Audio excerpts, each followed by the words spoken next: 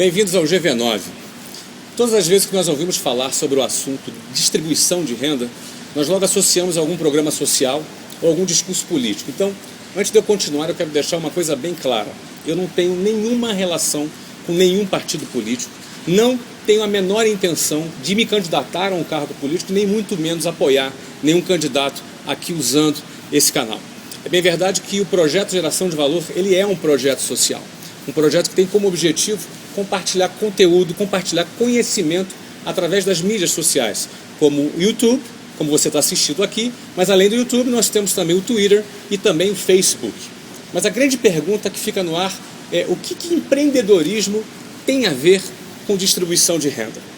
Nós temos acompanhado nos noticiários, nos últimos anos principalmente, o grande sucesso que o Brasil tem feito, principalmente no exterior. Nós nos tornamos a 7ª economia no mundo. Estamos, inclusive, atraindo muitos investimentos internacionais aqui no nosso mercado interno. Isso porque nos últimos 10 anos, segundo uma pesquisa realizada pela Fundação Getúlio Vargas, mais de 18 milhões de pessoas saíram da extrema pobreza e mais de 39,5 milhões de pessoas ascenderam à classe C. O que isso significa? Mais de 57 milhões de pessoas que entraram numa nova onda social, que hoje já podem consumir, participar de eventos, de entretenimento, investir em cultura e educação. Ou seja, nós temos 57 milhões de novos consumidores. O que isso significa? Só para você ter ideia, isso representa mais do que a população da Noruega, da Suíça, Portugal, Espanha, Chile, Argentina e muitos outros países. Em outras palavras, todas as vezes que pessoas das classes mais baixas ascendem a novos patamares sociais, significa a entrada de novos consumidores no mercado. Em outras palavras, isso também significa mais oportunidades de negócios, principalmente para as pessoas que estão buscando empreender e realizar os seus projetos. Nós bem sabemos que a responsabilidade de desenvolver programas sociais, políticas públicas para a distribuição de renda, é uma responsabilidade direta do governo. No entanto, quando as classes mais baixas crescem, todos se beneficiam, eu considero que distribuição de renda deve ser também um objetivo comum de todas as camadas da sociedade, dos ricos, dos pobres, dos empresários, das empresas, enfim, todas as pessoas são beneficiadas com essa ascensão social. Bom, esse vídeo tem o objetivo de dar a você 3 dicas práticas, 3 passos práticos de como você pode colaborar com a distribuição de renda do país. A primeira delas, compartilhando conhecimento. Bom, o teu conhecimento é resultado do seu estudo, é um patrimônio que você recebeu. Se você divide o seu conhecimento com alguém, é uma forma de você compartilhar aquilo que você tem com aquelas pessoas que não têm. Muitas pessoas, até das classes baixas, são pessoas batalhadoras, são pessoas que trabalham bastante, mas às vezes se dedicam a projetos que não vão dar muito fruto. Muitas vezes fazem isso por falta de informação. A sua informação, a sua experiência, o seu know-how pode fazer muita diferença na vida dessas pessoas. Aliás, esse é justamente o objetivo do projeto Geração de Valor.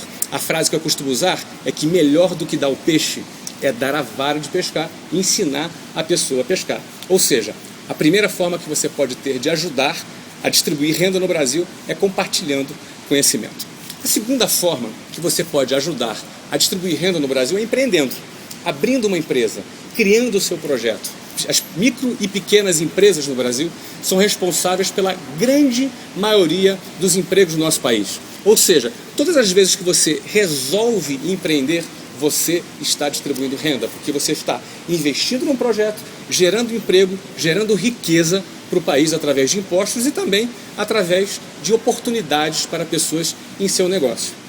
A terceira e última dica sobre como você pode ajudar a distribuir renda no Brasil é através de uma prática muito simples, mas que funciona bastante. É o hábito de dar gorjeta.